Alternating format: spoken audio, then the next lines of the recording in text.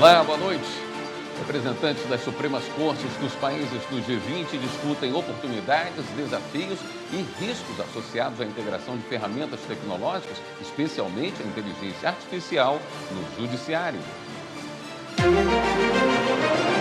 STF julga pedido para que Jair Bolsonaro não seja preso em investigação de golpe. Supremo analisa a legalidade da lei que obriga que o governo do Distrito Federal reserve pelo menos 5% das contratações para empregados com mais de 40 anos de idade. Tribunal Superior Eleitoral deve julgar recursos que pedem a cassação do mandato do senador Sérgio Moro, do União Brasil. 14 policiais militares do Rio de Janeiro são presos após serem denunciados por organização criminosa, corrupção passiva e peculato. Mulher que teve informações pessoais expostas em site de pesquisa de processos será indenizada. Judiciário do Rio Grande do Sul e cartórios instalam postos fixos para ajudar quem perdeu certidões de nascimento e casamento durante as enchentes que atingiram o estado.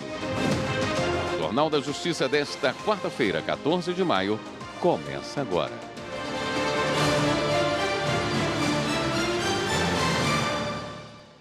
O uso da tecnologia para facilitar o acesso à justiça e agilizar as decisões do judiciário foi o tema do último dia do J20, o encontro dos presidentes e representantes das Supremas Cortes e tribunais constitucionais dos países integrantes do G20. A repórter Janaína Toscan acompanhou o evento no Rio de Janeiro e tem as informações. O Tribunal Federal, o ministro Luiz Roberto Barroso abriu a sessão com considerações sobre o avanço tecnológico. Observou que vivemos uma terceira revolução industrial, com o avanço da digitalização, e avançamos ainda para uma quarta revolução com o surgimento da inteligência artificial. Representantes das cortes apresentaram suas experiências, quase todas voltadas à automação de atividades de rotina, que permitem agilizar a tramitação dos processos. O presidente do STF brasileiro citou os julgamentos em plenário virtual e o uso de inteligência artificial para fazer a triagem de processos e de casos de repercussão geral. Barroso disse que, em breve, teremos uma sentença desenvolvida por inteligência artificial, mas ponderou que tudo deve ser acompanhado e fiscalizado. Claro que existem muitos riscos também, temos que pensar isso na área jurídica e como podemos usar isso para melhorar os serviços que oferecemos à sociedade. O modelo indiano tem uma plataforma que facilita a consulta de jurisprudências por juízes e advogados. O representante da Coreia do Sul falou do modelo de Singapura, que está prestes a realizar audiências em pequenas causas totalmente comandadas por inteligência artificial. Independentemente do grau de utilização da tecnologia no judiciário, os palestrantes demonstraram uma preocupação.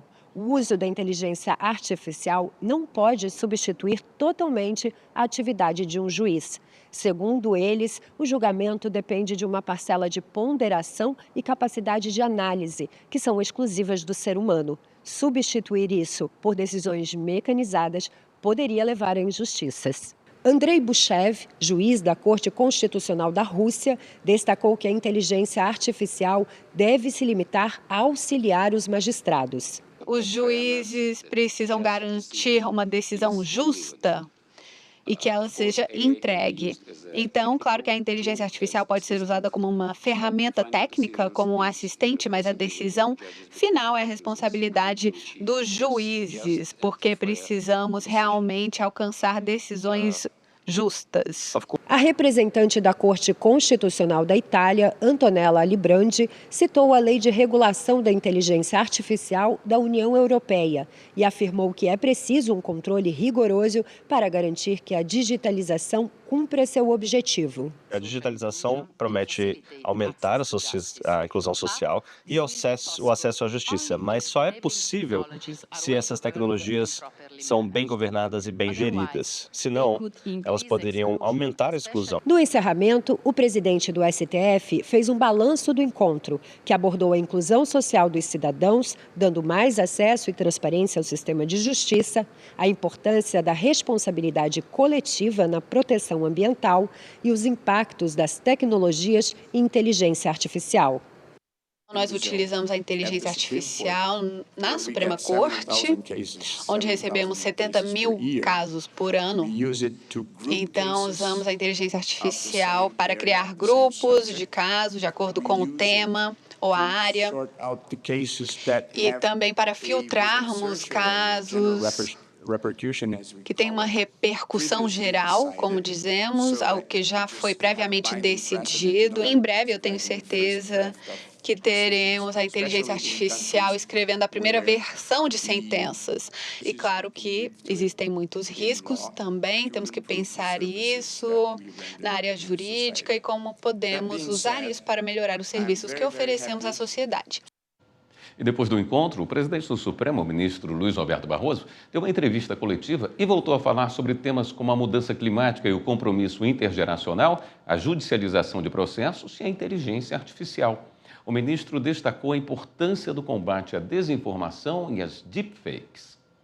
A desinformação, ela tem uma complexidade, é que em alguns casos ela é evidente e muitos outros casos estão numa linha de fronteira. Não é muito fácil você fazer esse controle por algoritmo.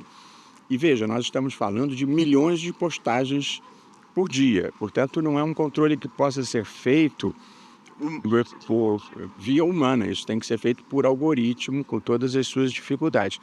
Mas eu acho que as plataformas digitais precisam ser mais cooperativas, porque, do contrário, elas vão contribuir para um decréscimo no processo civilizatório, quando o processo civilizatório existe para ser avançado. Portanto, as plataformas precisam se comprometer com o enfrentamento do deepfake, que é alguém me colocar aqui com a minha voz dizendo coisas que eu nunca disse. Precisa se comprometer com essa desinformação maldosa como está acontecendo em relação ao Rio Grande do Sul. É preciso impedir que o processo civilizatório despenque nesse abismo de ódio, de mentiras e de desinformação. Nós estamos precisando de uma certa elevação ética e espiritual da condição humana. O plenário do STF deve retomar nesta semana o julgamento sobre a decisão liminar do ministro Alexandre de Moraes, que suspendeu trechos da nova lei de improbidade administrativa. Essa lei regulamenta as punições por condutas de agentes públicos. Segundo o relator, os trechos suspensos poderiam gerar insegurança jurídica. O julgamento teve início na semana passada com a manifestação das partes interessadas e será retomado essa semana com o voto dos ministros. Vamos relembrar os pontos da lei que foram suspensos pelo ministro Alexandre de Moraes na reportagem de Carolina Chaves. A Lei de Improbidade Administrativa, que pune servidores por abusos no exercício da função pública, é de 1992, mas ela foi alterada em 2021 com a Lei 14.230, que flexibilizou alguns pontos da norma. A CONAMP, Associação Nacional dos Membros do Ministério Público, entrou com ação no STF e alegou que as mudanças violam a Constituição Federal. Entre os pontos suspensos pelo ministro Alexandre de Moraes está o que afasta a improbidade nos casos em que a conduta questionada se baseia em entendimento não pacificado pelos tribunais. Segundo Moraes, embora o objetivo tenha sido proteger a boa-fé do poder público, esse critério é excessivamente amplo e gera insegurança jurídica, que pode esvaziar a efetividade da ação de improbidade administrativa. Outro ponto suspenso pelo ministro foi quanto à perda da função pública. A norma de 2021 prevê que o agente público só poderia perder o cargo no qual ele supostamente teria cometido o ato ilícito e não o cargo ocupado no momento da condenação. Na decisão, Alexandre de Moraes sustentou que essa medida pode favorecer o acusado por meio de troca de função ou, no caso, de demora no julgamento. O ministro também suspendeu o trecho da lei que considerava o intervalo entre a decisão colegiada e o trânsito em julgado da condenação na contagem do prazo de suspensão dos direitos políticos. Segundo Alexandre de Moraes, a suspensão dos direitos políticos por improbidade administrativa não se confunde com as regras previstas na lei de inelegibilidade. O ministro ainda suspendeu o trecho da lei que condicionava a aplicação do acordo firmado entre o MP e o acusado por improbidade administrativa à manifestação do Tribunal de Contas no cálculo do ressarcimento ao erário. Segundo o ministro, essa condição afasta a autonomia do Ministério Público. Moraes ainda entendeu que a decisão de um colegiado que absolve o acusado no âmbito criminal não impede que o processo também corra na esfera administrativa. E, por último, o ministro considerou que os atos de improbidade que envolvam recursos de partidos políticos devem ser responsabilizados também com base na lei de improbidade, para garantir o princípio constitucional da isonomia. A suspensão dos dispositivos por Moraes foi em liminar e deve ser referendada ou não pelo plenário da Corte. A seguir, STF julga pedido para que Jair Bolsonaro não seja preso em investigação de golpe. E ainda nesta edição, o TSE vai analisar recursos que pedem a cassação do mandato do senador Sérgio Moro, do União Brasil. Voltamos em instantes.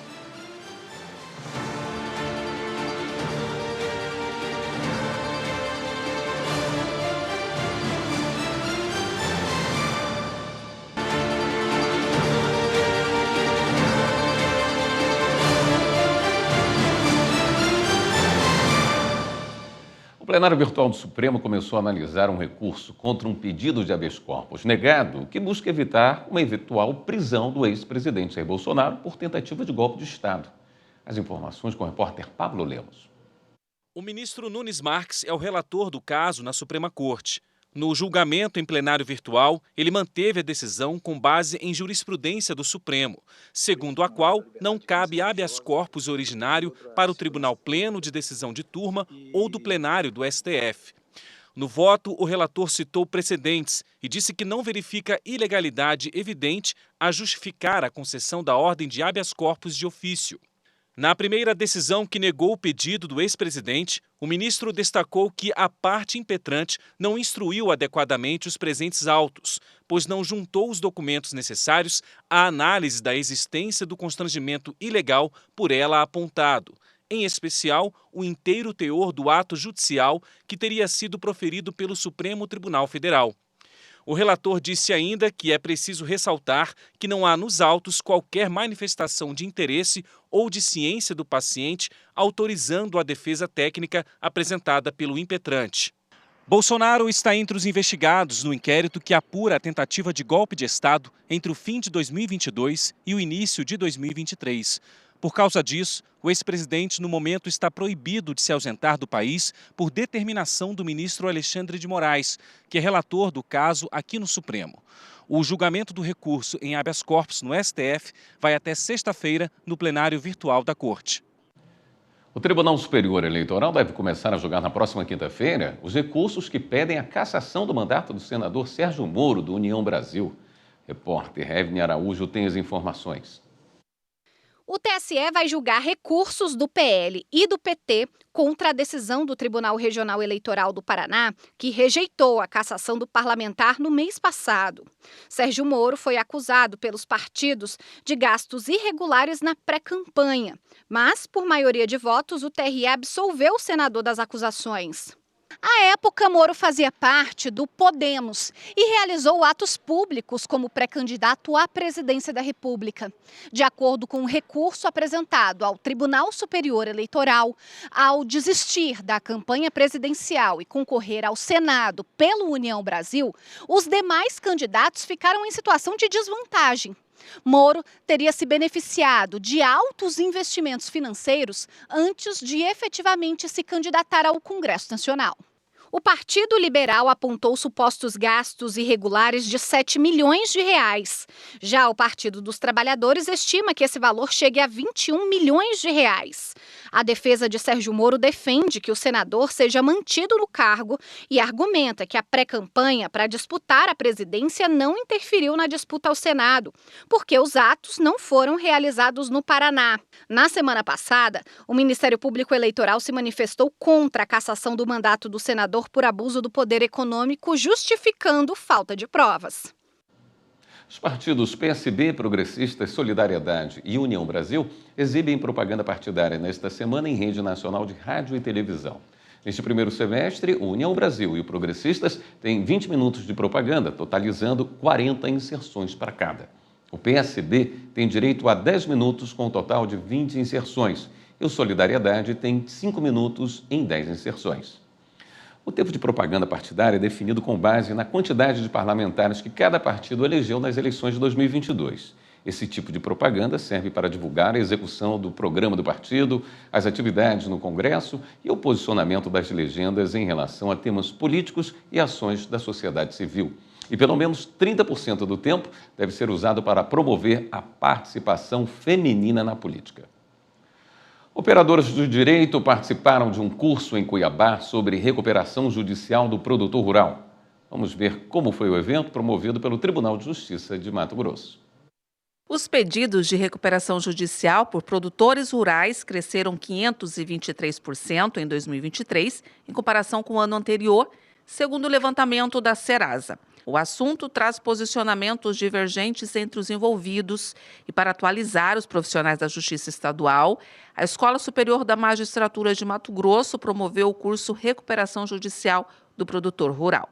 Esse evento é um evento de capacitação aberto a toda a comunidade jurídica, envolvendo especificamente a temática do produtor rural em recuperação judicial, porque ele tem um tratamento específico dentro da lei de recuperação e do sistema de insolvência e requer um aprimoramento e um estudo mais específicos. Interessados lotaram o auditório Desembargador Gervásio Leite na sede do Tribunal de Justiça.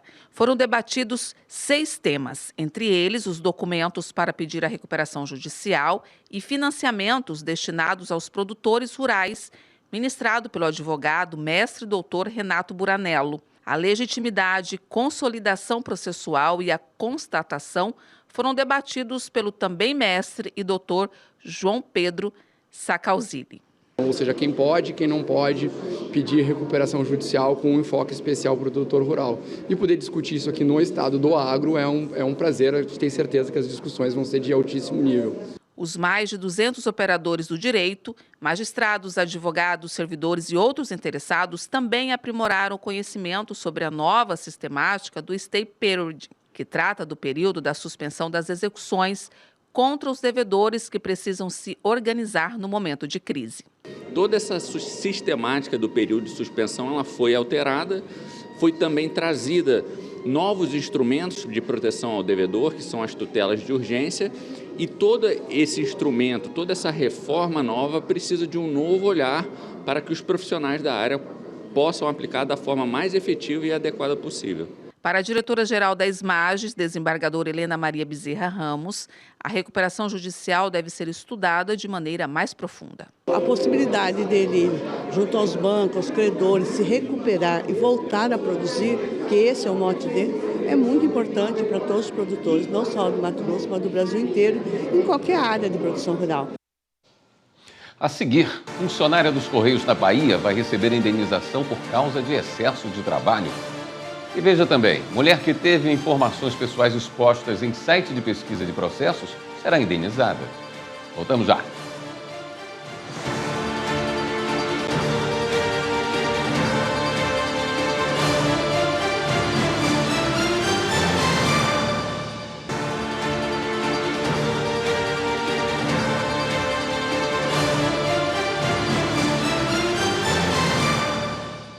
A Justiça de Brasília determinou que o Google e o site Jus Brasil retirem do ar o processo de mulher vítima de violência doméstica.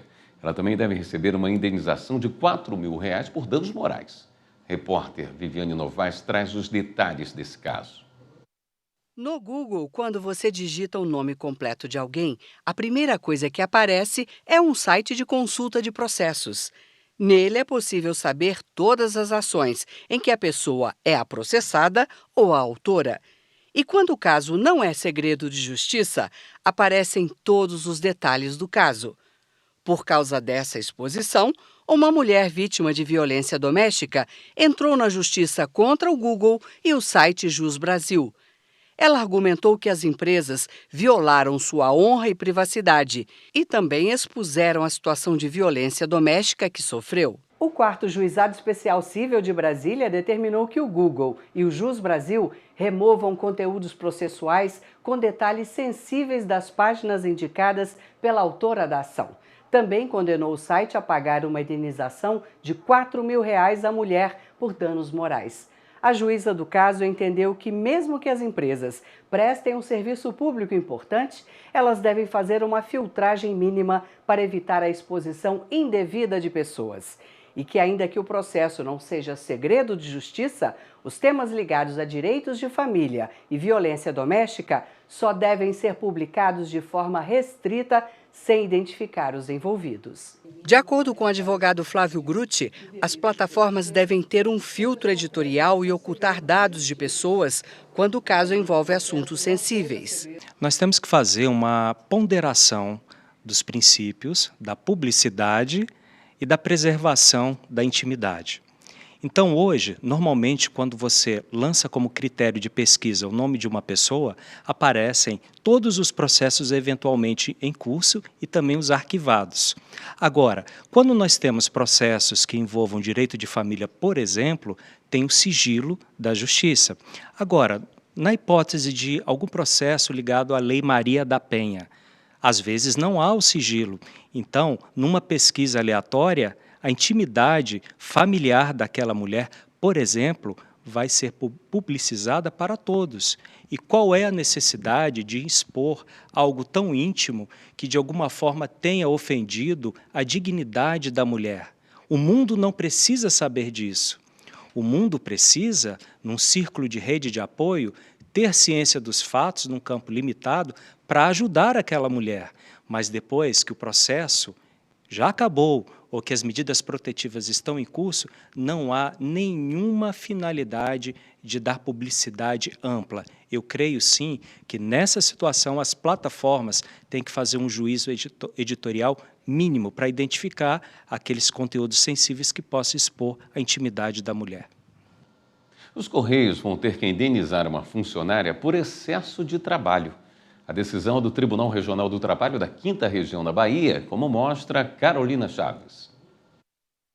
Na ação, a advogada alegou que enfrentava uma carga de trabalho excessiva e prazos curtos, além de ter que trabalhar com gestores autoritários. Por causa disso, ela foi afastada por estresse agudo e depressão. Os Correios alegaram que a advogada estava insatisfeita com a reestruturação da empresa e que o descontentamento da funcionária não significava assédio moral.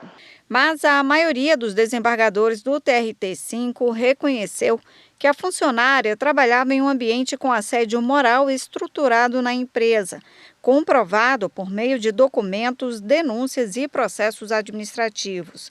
Dessa forma, manteve o valor da indenização em R$200 mil a ser pago pelos Correios, além de determinar o trabalho da advogada em regime de home office. Após denúncia do Ministério Público do Rio de Janeiro, 14 policiais militares foram presos no estado. Eles devem responder pelos crimes de organização criminosa, corrupção passiva e peculato. Os agentes da Coordenadoria de Segurança e da Corregedoria da Polícia Militar cumpriram os mandados de prisão e de busca e apreensão expedidos pelo Juízo da Auditoria Militar. Os policiais eram lotados no 39º Batalhão da Polícia Militar nos anos de 2019 e 2020, quando praticaram os crimes. As investigações revelaram que a organização criminosa tinha a finalidade de cobrar propina de comerciantes e mototaxistas. Também foram identificados crimes de peculato, com apreensão e posterior desvio de drogas, armas de fogo, aparelhos celulares e peças de veículos. Prefeituras de municípios de Mato Grosso e a Secretaria de Saúde Estadual receberam do Ministério Público Federal uma recomendação para que seja garantido o direito das mulheres terem acompanhantes durante a realização de consultas e exames. Repórter Márcio Fontinelli. A recomendação pede que as prefeituras e a Secretaria de Saúde do Estado de Mato Grosso enviem orientações para as unidades de atendimento, tanto públicas quanto privadas, para que cumpram a lei que autoriza mulheres a ter acompanhantes durante consultas e exames. Entre as medidas, o Ministério Público Federal indicou que sejam colocados em hospitais e centros clínicos cartazes e cartilhas, informando sobre esse direito.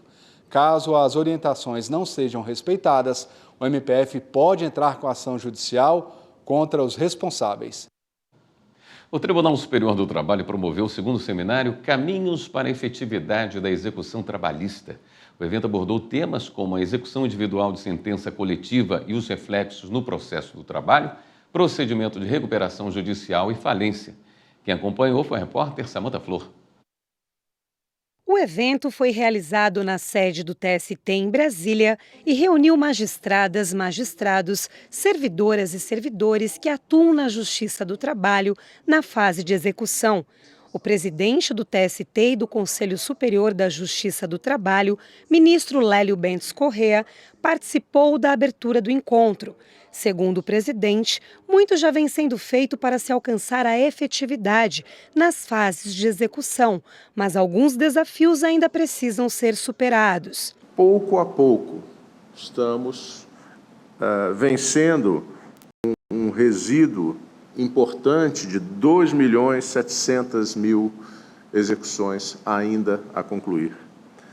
De forma que essa reunião, essa oportunidade de trocarmos ideias, de debatermos temas relacionados com a efetividade da execução e, sobretudo, aurirmos nas experiências dos diversos tribunais aqui representados boas práticas que possam nos auxiliar a alcançar uma efetividade maior na execução, sem dúvida, é uma tarefa das mais nobres.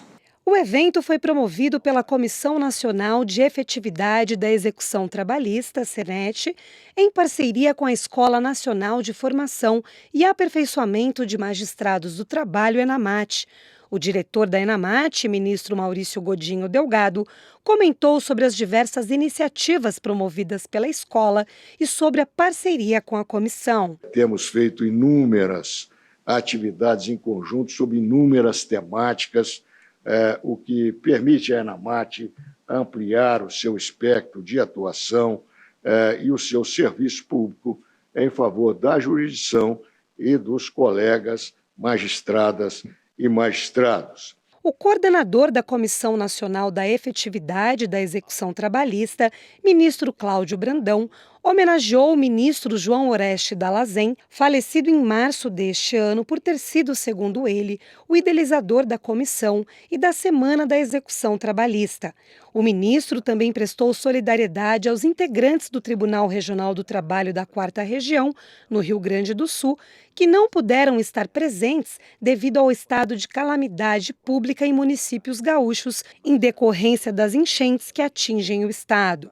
Por fim, ele ressaltou a importância da união de esforços de toda a Justiça do Trabalho para que a Semana Nacional da Efetividade da Execução Trabalhista resulte em mudança na vida das pessoas. Ao longo dessas 14 semanas, são 17 bilhões de reais movimentados, 17 bilhões, 350 milhões de reais, só nas semanas de execução, acumuladas nesse período.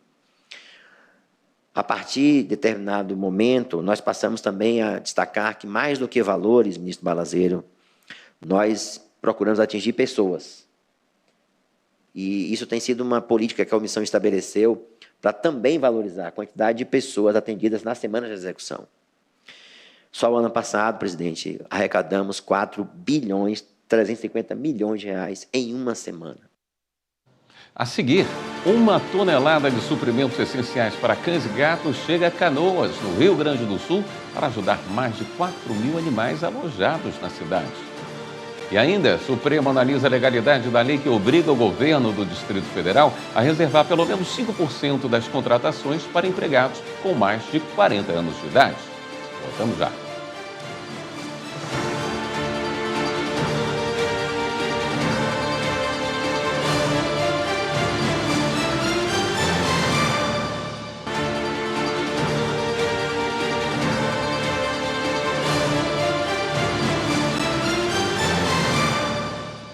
Uma lei do Distrito Federal que reserva vagas na administração para maiores de 40 anos é julgada no plenário do Supremo em sessão virtual.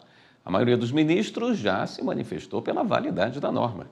Quem tem os detalhes desse caso é Marta Ferreira.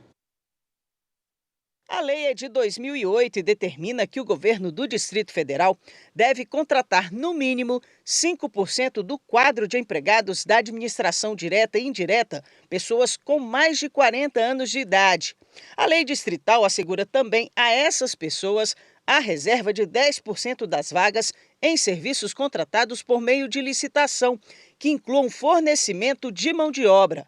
A lei foi uma iniciativa da Câmara Legislativa do DF. A norma foi contestada no Supremo pelo governador do Distrito Federal, que alegou ofensa à competência privativa da União de legislar sobre o direito do trabalho e sobre as normas gerais relativas às licitações e contratos. Além disso, argumenta que a lei fere a prerrogativa do chefe do Poder Executivo quanto à criação de cargos e os princípios da livre iniciativa e concorrência. Assim, pede que os ministros declarem que a lei é inconstitucional. O pedido foi levado para análise no plenário virtual sob relatoria do ministro Edson Fachin. Ele votou no sentido da validade da norma, entendendo que a fixação de um percentual mínimo de contratação pelo poder público de empregados com mais de 40 anos não é matéria relativa à relação empregatícia e, portanto, não se encontra regida pela consolidação das leis trabalhistas. Para Fachin, a lei promove valores constitucionais como da isonomia e do direito social ao trabalho. Trata-se, portanto, de privilegiar a solução dada pelo legislador local, reconhecendo que eventual lacuna deixada pelo ente central deve ser vista como possibilidade de atuação dos demais entes federativos, não cabendo ao Poder Judiciário a míngua de definição legislativa retirar a competência normativa de determinado ente, sob pena de tolher-lhe sua autonomia constitucional. Até agora, 8 ministros já acompanharam o voto do relator. O prazo para encerrar o julgamento é sexta-feira. A Caixa Econômica recebeu do Ministério Público Federal um ofício com um pedido de informações sobre a suspensão da aplicação das provas do concurso público apenas para os moradores do Rio Grande do Sul, que têm sofrido com os desastres naturais. Márcio Fontinelli. A preocupação do Ministério Público Federal é se a suspensão do concurso no Rio Grande do Sul, em função dos alagamentos causados pelos temporais, vai prejudicar os candidatos inscritos no estado. A prova está prevista para acontecer no dia 26 de maio, mas o MPF solicitou que o cancelamento da aplicação do exame seja em todo o país, e não apenas para os gaúchos. O concurso nacional da Caixa Econômica Federal oferece 4.000 vagas de níveis médio e superior. Caso o banco opte por manter as provas nos demais estados, o Ministério Público Federal quer entender quais ações serão tomadas para evitar que os candidatos do Rio Grande do Sul sejam afetados. O prazo para a resposta é de 48 horas. E a gente volta a falar sobre o J20, o encontro de representantes das Supremas Cortes dos países do G20. O presidente do Supremo Tribunal Federal se manifestou sobre o papel do judiciário em situações de calamidade, como a do Rio Grande do Sul. Vamos ver. Em entrevista coletiva, o presidente do STF, ministro Luiz Roberto Barroso, destacou que o que ocorre neste momento no Rio Grande do Sul é uma espécie de alerta.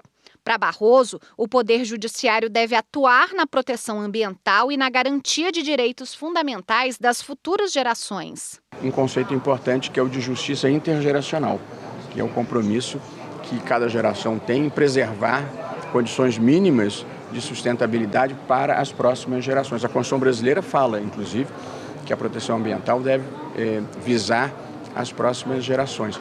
De modo que passa a haver uma certa tendência mundial do judiciário de intervir nessas questões climáticas. A mobilização do Poder Judiciário em auxílio às vítimas da tragédia já ultrapassou os 104 milhões de reais. O Estado já registrou mais de 140 mortes e cerca de 2 milhões de pessoas afetadas. O dinheiro repassado pelos tribunais é de verbas pecuniárias. Parte foi destinada pelos juízos das varas de execuções criminais das comarcas gaúchas e parte pelo grupo de monitoramento e fiscalização do sistema carcerário do próprio TJ do Rio Grande do Sul. A organização dos repasses está sendo feita pelo Conselho Nacional de Justiça. O vice-presidente do Supremo, ministro Edson Fachin, participou de reunião que anunciou novas ações de ajuda ao Estado. No encontro que contou com os chefes dos 3 poderes, o presidente da República, Luiz Inácio Lula da Silva, disse que vai apresentar uma lei para suspender a dívida estadual por 36 meses. E a mobilização em favor do Rio Grande do Sul não para. Uma carga de 1 tonelada de suprimentos essenciais para cães e gatos chegou a Canoas para ajudar os mais de 4.000 animais alojados na cidade. Os donativos, que incluem cobertores, medicamentos, água e ração, foram arrecadados em uma ação rápida liderada pela Vara Criminal da comarca de Campos Novos, no meio-oeste do estado. De acordo com informações da Operação Taquari 2, mais de 10.000 animais foram resgatados em todo o estado. Esses animais precisam de comida, água, abrigo, cuidados médicos e principalmente medicamentos. Na Universidade Ubra, centenas de cães e gatos estão abrigados em 8 pavilhões. Segundo voluntários, os bichos necessitam principalmente de medicamentos para combater carrapatos e diarreia provocada pela água contaminada. Considerando que os animais permanecerão abrigados por um longo período, os voluntários planejam realizar outra campanha em breve para continuar ajudando os animais necessitados. Agora vamos ver uma decisão da 3ª turma do Superior Tribunal de Justiça envolvendo venda prematura de bem pelo credor fiduciário. Quem explica é a repórter Michele Chiapa. O caso envolveu um banco que alegou falta de pagamento das prestações de um carro financiado em contrato de alienação fiduciária. Sem os pagamentos do veículo, o banco ajuizou a ação de busca e apreensão. Houve a apreensão liminar do bem, mas o devedor quitou as parcelas em aberto. Em primeira instância, foi determinado que o carro fosse devolvido ao devedor, mas o banco já tinha vendido o veículo para outra pessoa e, por isso, foi obrigado judicialmente a pagar ao devedor o valor de mercado do carro na data da apreensão, além da multa de 50% do valor financiado. O Tribunal de Justiça de Alagoas reformou a sentença e julgou procedente a ação de busca e apreensão, pois ao purgar a mora, o devedor teria reconhecido implicitamente a procedência da ação.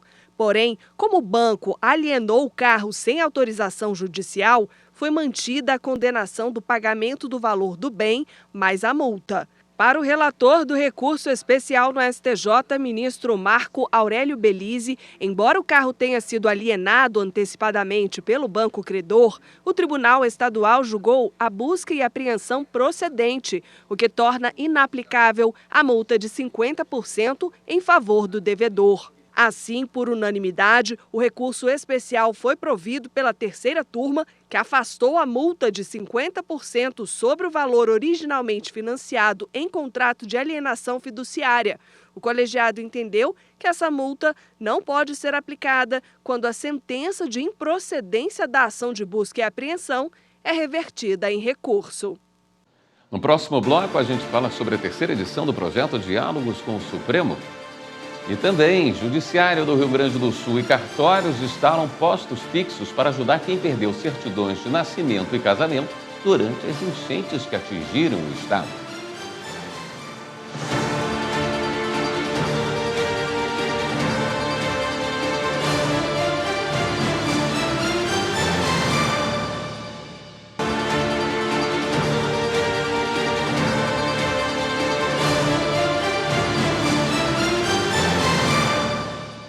O plenário do Supremo considerou válidas as restrições previstas na lei das estatais sobre indicação de políticos a conselhos de administração e diretorias de empresas públicas e de economia mista. Esse é um dos destaques do podcast Supremo na Semana, disponível nas principais plataformas de áudio e no YouTube. No plenário, prevaleceu a divergência aberta pelo ministro André Mendonça para considerar válida a proibição para indicar ministros de Estado, secretários estaduais e municipais e titulares de cargo natureza especial, entre outros, para o Conselho de Administração e Diretoria de Empresas Estatais. A ação foi apresentada por um partido político questionando a Lei das Estatais de 2016, criada para combater a corrupção e apadrinhamento político nas empresas públicas. A consultora jurídica Gisele Reis explica que os representantes de partido político devem escolher entre assumir um cargo na estatal ou continuar no diretório. O que prevaleceu foi isso, olha, se você quer ser nomeado para uma empresa estatal, você não pode estar concomitantemente, assumindo ali o cargo de ministro, e também não pode estar na direção do partido, nem ter participado de uma campanha eleitoral. E a justificativa foi de não levar os interesses partidários, que são interesses mais restritos ali à legenda, no âmbito de um ambiente que precisa ter mais interesse público e não um interesse ali privado, que seria o interesse dentro dos partidos. No podcast também tem um comentário sobre o início da análise da ação que questiona a reforma administrativa. A discussão trata da punição por condutas irregulares de agentes públicos. Esse caso está previsto para ser retomado esta semana no plenário da Corte. E amanhã tem mais uma edição do Diálogos com o Supremo, um projeto de difusão do conhecimento jurídico sobre temas relevantes e atuais. Esta terceira edição vai contar com a participação do presidente do Conselho Constitucional da França, Laurent Fabius, do presidente do STF, ministro Luiz Roberto Barroso, e do ministro Herman Benjamin, do STJ. A abertura está marcada para as 10h30 da manhã e o tema em debate será Justiça e Meio Ambiente, o papel do Judiciário. O encontro é aberto ao público e as inscrições podem ser feitas no site do Tribunal, stf.jus.br. O Judiciário do Rio Grande do Sul e cartórios passaram a oferecer postos fixos para ajudar quem perdeu certidões de nascimento e casamento durante as cheias. Essas certidões serão emitidas de graça. Evne Araújo. Haverá 7 locais na capital gaúcha, incluindo o Foro Regional do Partenon e os cartórios de Bonfim, Cristal e Sarandi.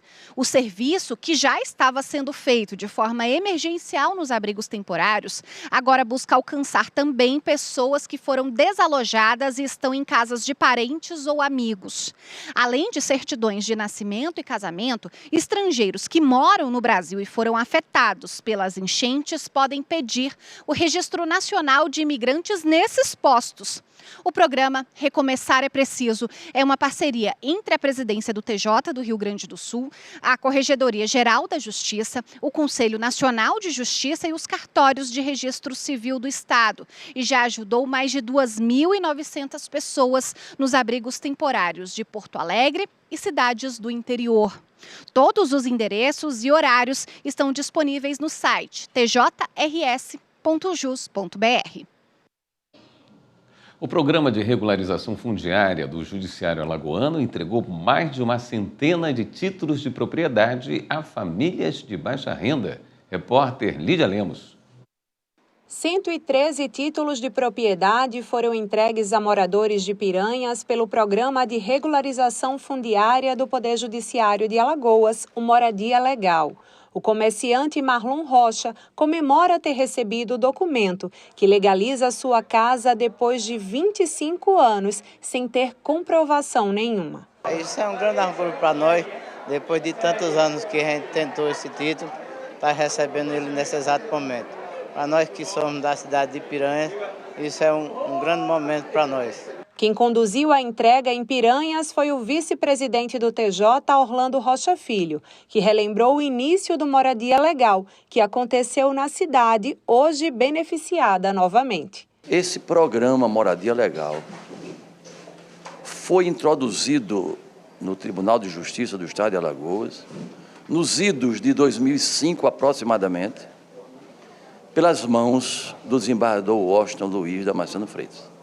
Sua Excelência, à época, Corregedor-Geral da Justiça do Estado de Alagoas, tomando conhecimento da existência exitosa do programa no estado do Rio Grande do Sul, determinou que sua assessoria fosse a Porto Alegre, à época, para colher informações a respeito dessa experiência exitosa lá no Rio Grande do Sul e, em seguida, propôs um projeto de resolução e que se transformou nesse programa com esse êxito registrado em todo o estado de Alagoas. A primeira-dama de Piranhas, Leilane Freitas, que representou o prefeito Tiago Freitas na solenidade, destacou a importância social do projeto do Poder Judiciário, que já beneficia mais de 3.000 famílias nessa 6ª edição do projeto. Hoje é um dia de alegria para 114 famílias aqui do nosso município que estão recebendo essa titularidade, né, de casas que elas já possuem há 30 anos, mas que hoje elas estão conseguindo receber, né, a titularidade. Então, dá o direito a elas de poderem ir até um banco, pegar um crédito para fazer uma melhoria habitacional, para fazer uma ampliação. E a casa da gente é o lugar mais sagrado que a gente tem. Então, eu acredito que seja de uma grandiosidade, né, esse título que elas estão recebendo hoje. O programa Verde Novo do Judiciário de Mato Grosso promoveu ações em diversas instituições. Fernanda Fernandes. O programa Verde Novo do Judiciário de Mato Grosso promoveu ações ambientais em diferentes instituições em Cuiabá. Uma delas foi na Escola Estadual Antônio Epaminondas, onde foi realizada uma palestra para alunos do 6º ao 8º anos sobre importância da arborização urbana, espécies adequadas para a cidade, plantio e cuidados com as árvores. Aprendi que elas fazem muito bem para o nosso planeta, filtram o ar, ajudam a nos proteger dos raios solares e que em vez de derrubar e desmatar, a gente podia pensar mais um pouco na saúde do nosso planeta e ajudar a cuidar dele. Na sequência, foram distribuídas para toda a comunidade escolar mudas de árvores nativas e frutíferas.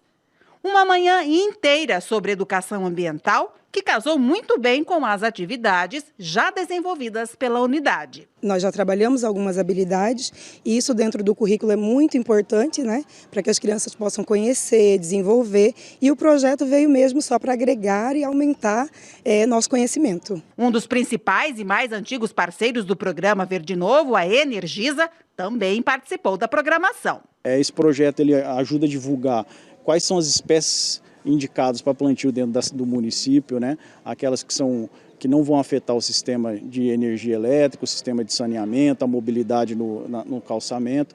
Então, a importância desse projeto é exatamente isso. A gente está criando valores, criando informação ambiental para a nova geração. Já no Pantanal Shopping, o Verde Novo distribuiu 150 mudas durante o lançamento do game ambiental Amazônia Viva, que fala sobre a preservação da floresta amazônica de modo lúdico e consciente. O desafio, dividido em 5 fases com espécies em extinção, está disponível na plataforma Steam para computador. E além do jogo, o responsável falou sobre a parceria com o Poder Judiciário. O Poder Judiciário, através do Projeto Verde Novo, é o super parceiro aí da sustentabilidade, é uma referência.